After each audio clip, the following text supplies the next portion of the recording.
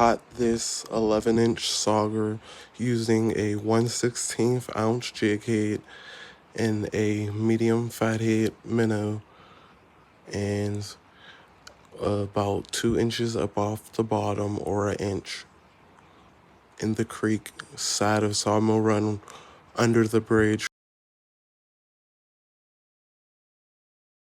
Under the bridge next to the blue and white building, next to the gate where there's a railing where you can pull a car in and sit. We were sitting in the car. I seen the fish hit when I got out the car.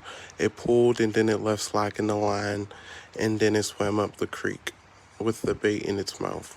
I set the hook, reeled it in, and it came up fine. It wasn't a keeper, so I had to throw it back. Also caught on Friday.